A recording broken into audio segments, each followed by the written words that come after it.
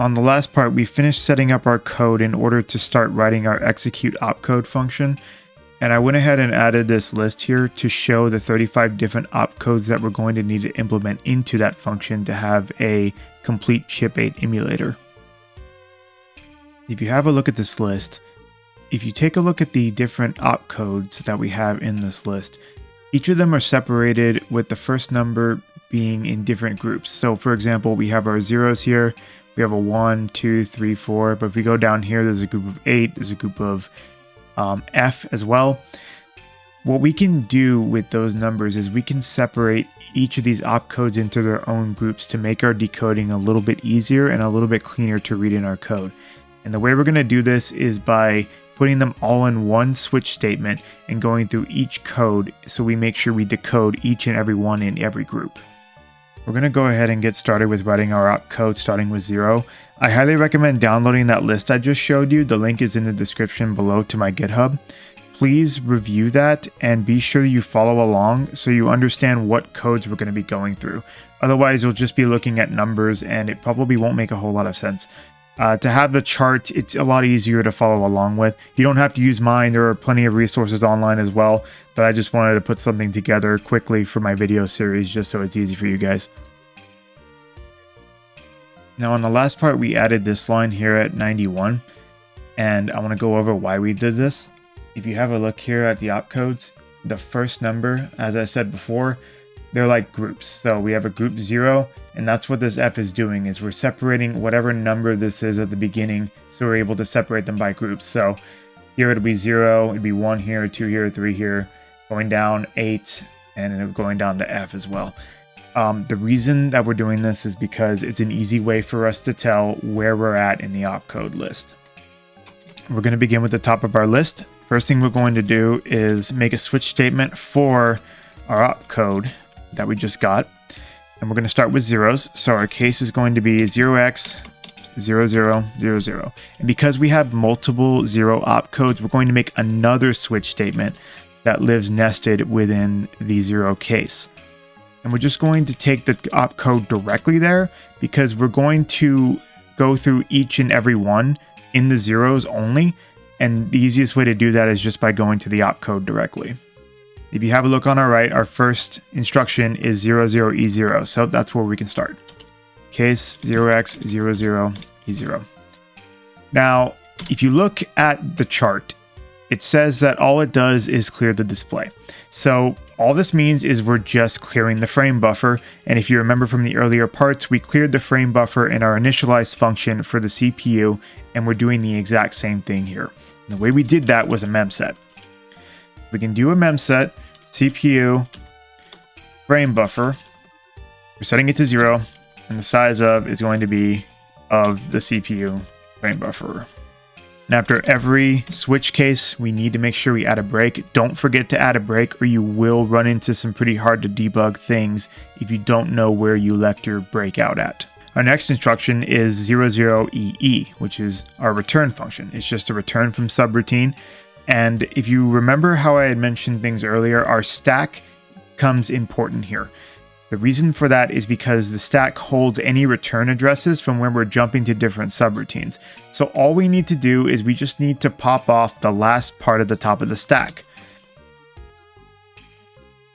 We can take the actual program counter, which is where we need to put in the return address because that's going to be our next area to go. We can set it equal to the stack, and we're going to set it at a decremented stack pointer. And then we're going to break as well. So to recap, 00EE is a return from subroutine, and all we're doing is we're setting the program counter, which is where we are located within our program in our ROM file, and we're taking that and we're setting it equal to the last part of the stack that we had pushed on top of it. This is called a stack pop. We're basically just taking the top of the stack, taking off whatever is on the top, and throwing it into the program counter. Later on, we'll have logic for pushing onto the stack, which is basically where we just add to the top. And instead, we'll be incrementing the pointer rather than decrementing it. So we have one more 0 opcode that we could implement. However, most interpreters don't even touch this one because it is a pretty old instruction that we're not really going to use. So we're just going to ignore this one for right now. We're just going to put our default. We can just handle, just say break. So if that instruction were to be called, it would just break anyway. From there, we can add a break here because we are going to be finishing our 0x case, which is the very first one in the main switch. So our next instruction starts with 1. So that's going to be our next case in our main switch statement. But you may notice here we have 3 of the letter N. The reason why is because all 3 of those are variables. They're going to be the address that we need. And because the Chip8 is 12 bits, it's going to be 4 bits, 8 bits, 12 bits. So we need a way to pull that value every time. And to do that, we're actually going to make a helper function here because that would be a more proper way than writing the code for every single instruction that requires the 3 N variables. We're going to write this helper function as inline, and it's going to be the return type of a 16-bit unsigned integer, and we're just going to call it get NN. We need to pass our opcode in. And then from here, all we really need to do is return those 3 N values. To do that, we can just mask it off. ET, and it's going to be, I'm just going to put NN val equals, we'll do opcode and 0x0 FFF. And the reason why we're doing the 3 F's there is because here, the NN, those are the 3 on the least significant side. So we need to make sure we have all 3 of those F's there so we get that value. And then from there, we can just return this variable, and that'll be our way of getting N each time. Okay, with that said, we can now do our next case. And there's technically 2 ways that we can do this. We can put the code to call our helper function within the case, but I'm actually going to do something a little bit different. What I want to do is put it up here. The reason why I'm doing it here is because every time we get an opcode call, it's just going to get the variable immediately. I'm just doing this because it's a little bit easier to read, so we're not having to type this out every time. Because we declared this function as inline, this is a hint to the compiler that it can put the actual code of this where it's being used at. So hopefully the idea behind this is it will be more optimized when the code is compiled, and then it will make less of an actual difference than it would be if we were just calling it every single time here. Even if we were, it would make such a negligible difference with something like this because the Chip8 is very small and doesn't allocate a whole lot of memory.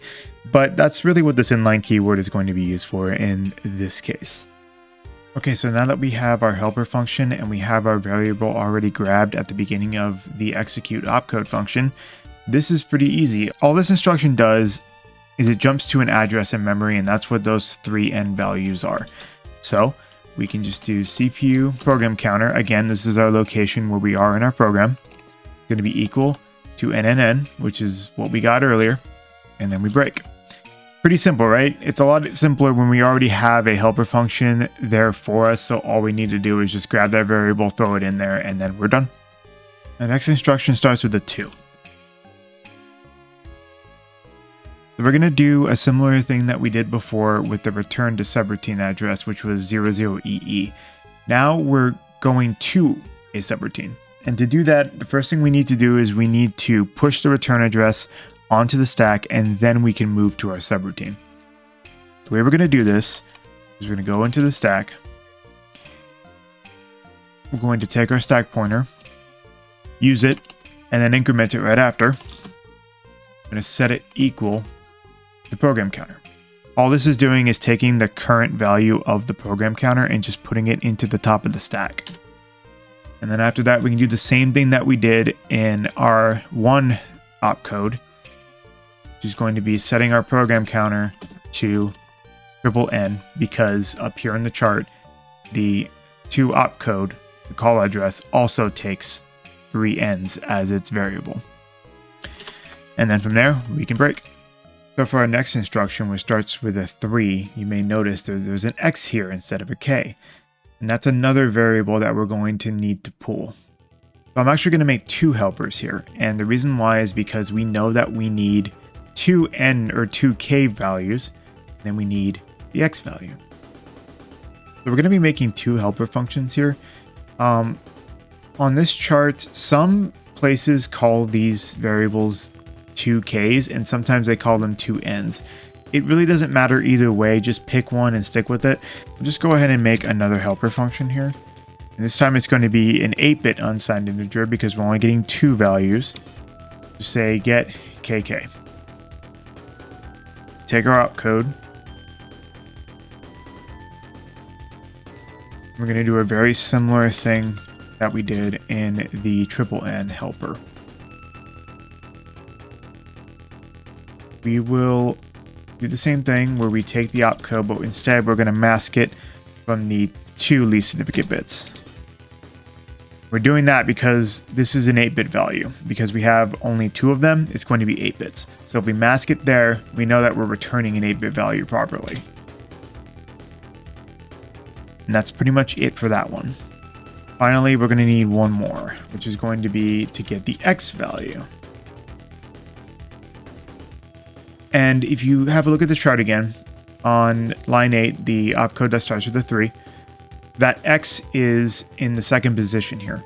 So we can just take our same logic that we've been doing with our hex numbers and we can mask off that one value.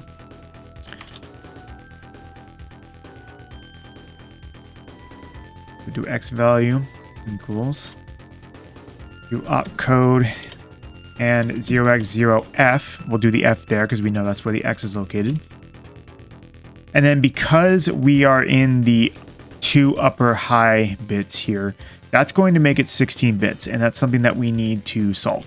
So we actually need to bit shift this to the right by 8. And if this seems confusing, it does look a little bit strange, but the reason why we're doing this is because we need an 8-bit value from here, and we're taking it from a 16-bit opcode. So all we need to do is make it into an 8-bit value by bit shifting it to the right by 8. And then from there we can just return it, and we can use these helpers in our function just like we did last time. Since we're already down here, we're going to go ahead and make one more helper function, which we're going to need later for the rest of our opcodes, and it's just get Y. So we're going to be doing the same thing that we're doing with get X, but instead of the value that we're taking from that bit, we're just going to move it down 1. I'll show you here.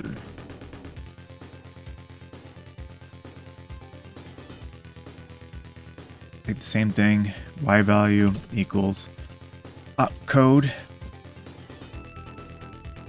and 0x00f0. And because we have it on an 8-bit value, but it's on the high side, all we need to do is bit shift it right by 4 instead of 8. And then that will get us our 8-bit value, and then we can return that. And that will be the last helper function we actually need to implement the rest of our opcodes. Let's go ahead and add the last of our helpers on top of the execute opcode function, so then we can get the values that we need for our opcodes.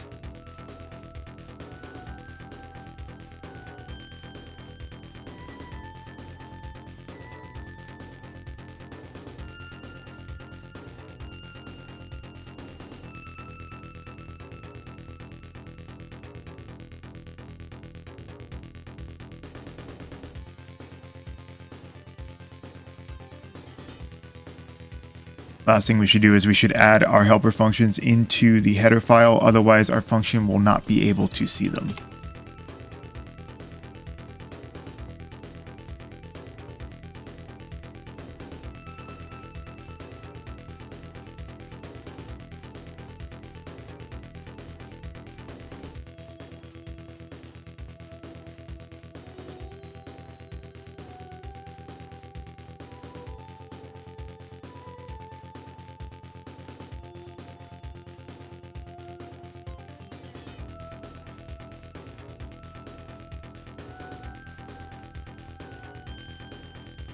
Now that we've finished our helper functions, we can get back on track with the opcodes.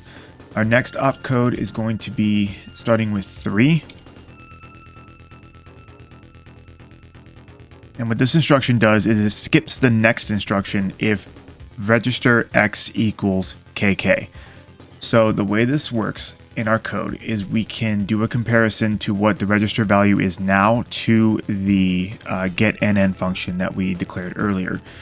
So we're going to start with an if statement of our CPU register x.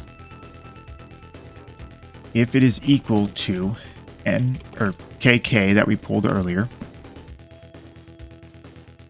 our CPU program counter is going to increase by 2. So this makes it to where the next instruction will be skipped if this value is true. If it's not, then we just go to break. And that's it for that opcode. Our next one is similar, but instead the comparison is if it's not equal. If CPU register V of X does not equal KK, we then increment the counter by 2. Same deal. So to recap, 3000, which is 3x and n. If the CPU register at X does not equal KK, then we increment the program counter by 2 and then we break. And at 4x and n, it's the same deal. If CPU VX does not equal KK, then CPU program counter plus or equals 2. I realized earlier I said 4x and n. It's technically 4x KK. Either one is correct. I'm going to try to stick with K. My original code, I wrote it as 2 n's, so it's kind of a habit that I'm breaking. But just for ease of clarity, just remember that when it comes to the 2 values, it's K, and then when it comes to the 3 values, it's N. Our next opcode starts with 5000. And this one we actually need X and Y. So we're going to be doing a comparison to 2 different registers. So if statement, if CPU VX equals CPU VY. So we're taking the register at X and the register at Y and we're comparing them. If they are equal, we're doing the same thing. We skip the next instruction. And then we break. The next instruction is 6000. Is 0x1000. And this one is setting the register at X to the value of KK. So this one is pretty straightforward as well. You just take the CPU register at X and you set it equal to KK and then you break. And then finally, the last one we're going to do in this part is going to be case UX7000. And this one adds KK to the register VX with no carry. So all we do with this one is we take the CPU register again at VX and we add it and set it equal to KK instead of just setting it equal on its own. We're adding it. And then you break. I think this is a good place to stop for here. I don't want this video to get too long. The next part is going to go over the 8000 instructions. There are quite a few of these, and it will require us to make a separate switch statement and increment through each and every one on its own. But I wanted to implement these simpler ones because I feel like these are a bit more straightforward. So to recap what we did in this part, we declared all the rest of our helper functions, and then we put the code for them here on top of the execute opcode. So we can pull our variables and we can use them anytime within our statements. We implemented these opcodes here, starting from the 1 down to the 7000 opcodes. And next we'll be working on the 8000 opcodes, which, as you can see, there are quite a few of them. So that'll be the crux of the next part that we work on. Appreciate you guys coming. Hope to see you on the next part.